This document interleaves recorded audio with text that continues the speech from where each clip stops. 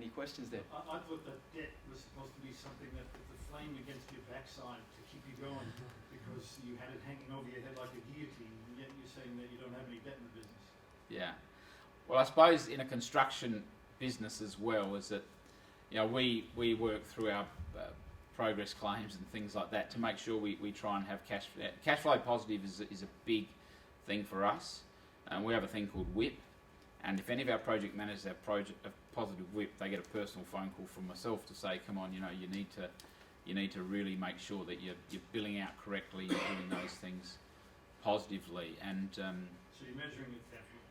Yeah, we measure that really serious. So we have a whole heap of different measurements, and that's one of them. And I suppose for us in a construction business, we've just seen a company called Forge, big engineering company from Western Australia, bought a whole heap of businesses. They had 90 million, I think it was $70 or $90 million in cash in June, and they've just gone into receivership. They lost $150 million worth in two big coal projects, and I sent that out to all our guys because I said, we are only one bad job away of being in trouble.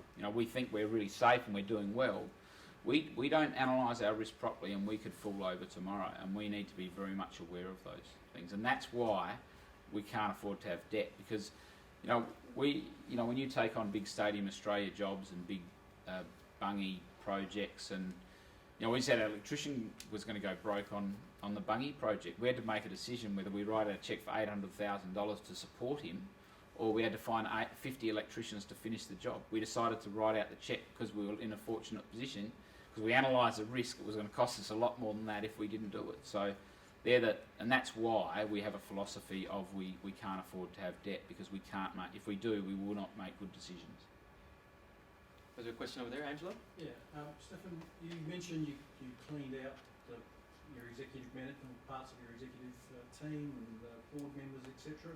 So what governance model do you run under now, and how do you focus on strategy and implementation of strategy? So I suppose for us, it almost became a bit of a you were reporting to the board and the executive, and it was almost like a bit of a mates club. And then we were kind of looking, everybody had to give us this and give us that. Well, I believe my responsibility and my finance team, my whole what I call group support services and the board, we should be there to serve our managers. We're there to give them information so they can do their job. And when that didn't happen, and it all changed, and it was all about, we had a bonus system for every person in the workshop, every person on site, and I got rid of that. And then I was at a barbecue one time, and somebody was saying, it resonated with me because they said they were going to get a new bed because with their tax return coming back, but they couldn't afford it. And I thought, we used to give people a couple $1,000 in the workshop.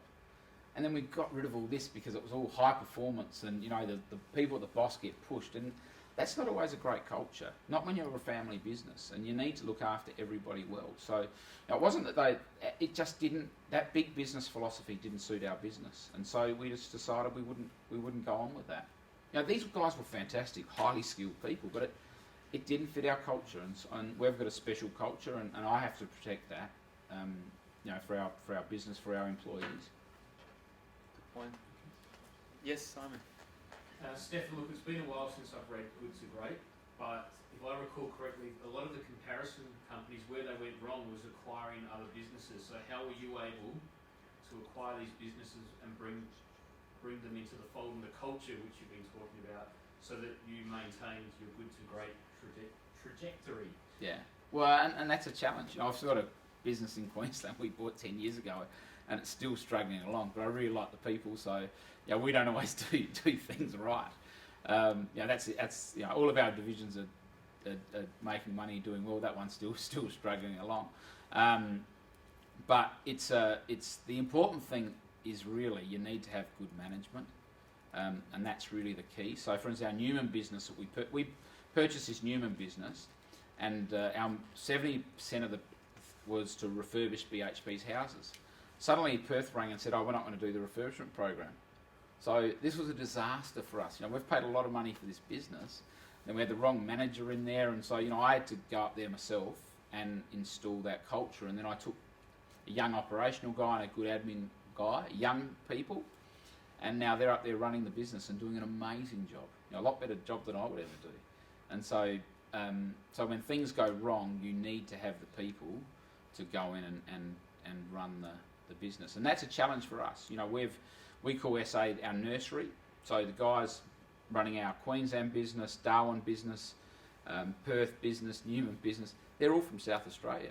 So now we've depleted all our people, got all these young fellas, and we haven't got the mentors. So that's a challenge when you're growing. So, yeah. Good question. Any other questions? Yes?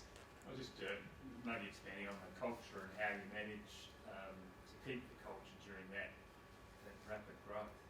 Yeah.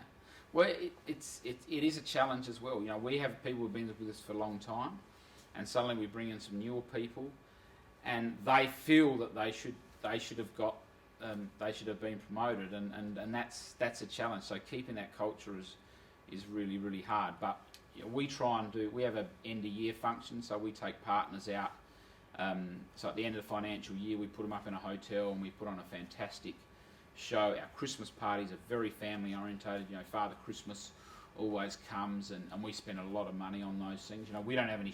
I'm actually the only shareholder, so if we just decide we want to, we keep all the money in our business. So basically, if we want to do something, we do things. So we do a lot of those style things and try and have team building sessions and a lot of those things what are really important. In Newman, we have our own cricket team, so we have the Ahrens cricket team. So we missed it. We only came third this year, but the year before we won the premiership. We were undefeated the year before that, so it was fantastic. But that builds great camaraderie.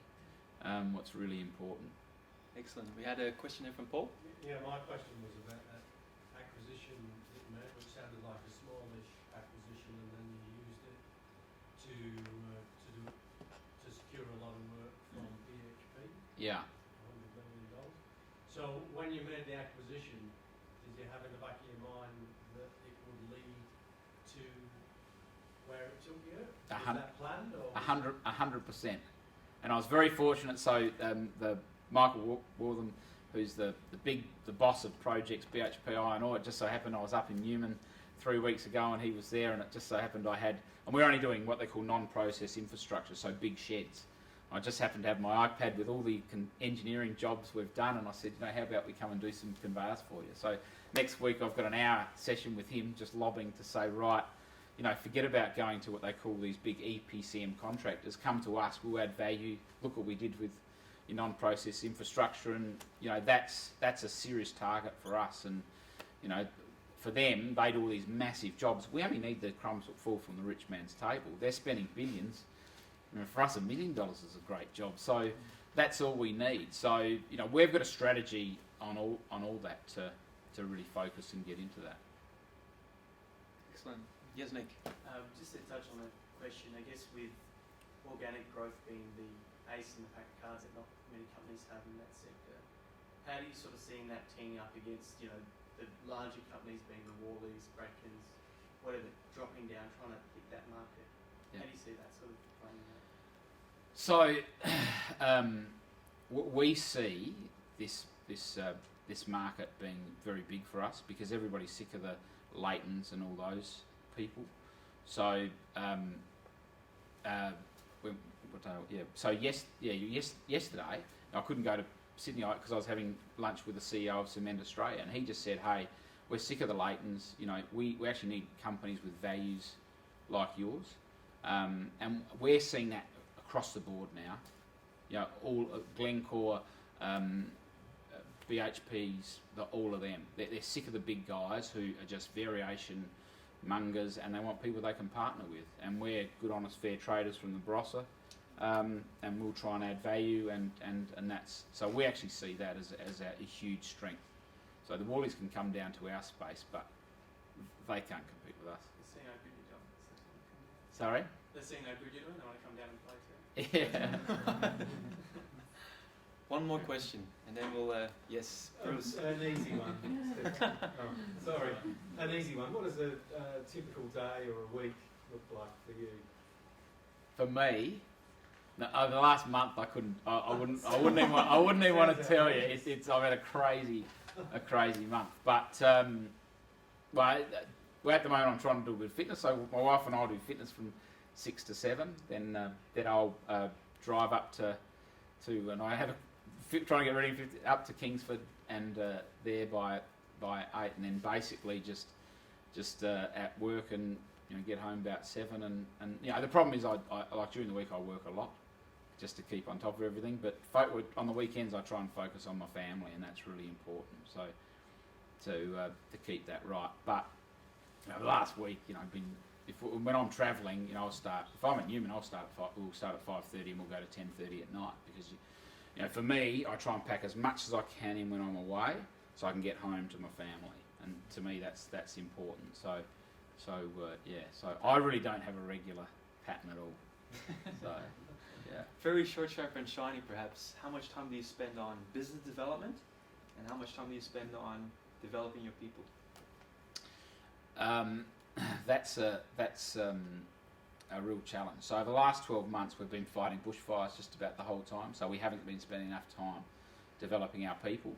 And strategy has suffered as well. So you were to say operationally it would have to be 80%, 10% on strategy and 10% on but to be honest, we've got a pretty simple business model for what we're looking at the moment, so we reckon our strategy's be right. But tomorrow we're flying in all our construction guys. We've got a full day strategic planning session to really focus on what we're going to do over the next 6 months to 5 years to really work out to roll that out. So we have been doing a bit of that, and that's great development for our people. I can imagine. And we do a lot of mentor training. What's really important. The more time you can spend with people, the better. What's really important. Especially in family business. Yeah, and our steel business, for instance, we're having the record year, the best year we've ever had in the company's history. We don't have a general manager. We've got a young 21-year-old kind of is running the production administration. We've got a great production manager and an estimator, and I spend a bit of time with them, and now I spend no time with them because they're so good, and that's the key to a lot of those things. Please welcome, or thanks again for.